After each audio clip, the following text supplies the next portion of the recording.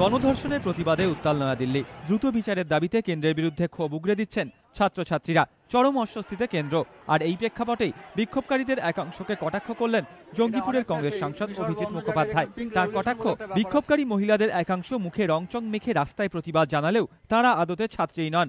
পাশাপাশি যারা মোমবাতি হাতে রাস্তায় নেমে প্রতিবাদ জানাচ্ছেন, নিচুতলার মানুষের সঙ্গে তাদের কোনো যোগ নেই বলেও কটাক্ষ করেন জঙ্গিপুরের কংগ্রেস সাংসদ। দিল্লিতে যে বেসিক্যালি যে ব্যাপারটা হচ্ছে, এটা অনেকটা সেই মিশর বা অন্য জায়গায় যেখানে পিঙ্ক রেভলিউশন বলে একটা ব্যাপার আছে, যাদের সঙ্গে গ্রাউন্ড রিয়েলিটির খুব কম যোগাযোগ আছে। ইন্ডিয়াতে মোমবাতি নিয়ে রাস্তায় হাঁটা, ডিসকোতে যাওয়া, স্টুডেন্ট লাইফ আমরাও লিড করেছি, স্টুডেন্ট আমরাও ছিলাম। স্টুডেন্টের কি ক্যারেক্টার হওয়া উচিত আমার খুব ভালোই জানা আছে। যারা স্টুডেন্টের নামে আসছে, যারা আমি দেখতে পাচ্ছি অনেক সুন্দরী সুন্দরী মহিলা, হাইলি ডেন্টেড অ্যান্ড পেন্টেড, তারা টিভিতে ইন্টারভিউ দিচ্ছেন অ্যাজ ইফ তার বাচ্চাকে দেখাতে নিয়ে এসছেন, অমুক নিয়ে এসছেন, তারা আদৌ স্টুডেন্ট কিনা আমার খুব সন্দেহ আছে। কারণ ওই বয়সের মহিলারা স্টুডেন্ট থাকেন না জেনারেলি। আর বিক্ষোভকারীদের সম্পর্কে কংগ্রেস সাংসদ অভিজিৎ মুখোপাধ্যায়ের এই কটাক্ষের সুরকেই ভালো চোখে দেখছে না বিদ্যুৎজোর মহল। রাজনীতি আমরা জানি দেশ বা দেশবাসীর সেবার নীতি।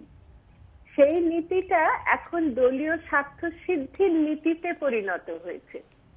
আমার অভিজিৎ বাবুর কথা শুনে মনে হলো যে তিনি এই নীতির সমর্থক, অর্থাৎ দলীয় স্বার্থ সিদ্ধির নীতির সমর্থক।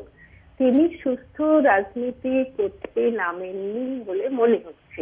একজন ব্যক্তিত্ব যিনি ভোটের রাজনীতির মধ্য দিয়ে এসেছেন, দেশবাসীর ভোট পেয়ে এসেছেন দেশের সেবায়, দেশবাসীর সেবায়, তিনি মেয়েদেরকে এই চোখে দেখছেন, স্টুডেন্টদের, আন্দোলনকারীদের এই চোখে দেখছেন, তার মানে হলো তিনি এর মধ্যে রাজনৈতিক অভিসন্ধি ছাড়া আর কিছুই খুঁজছেন না।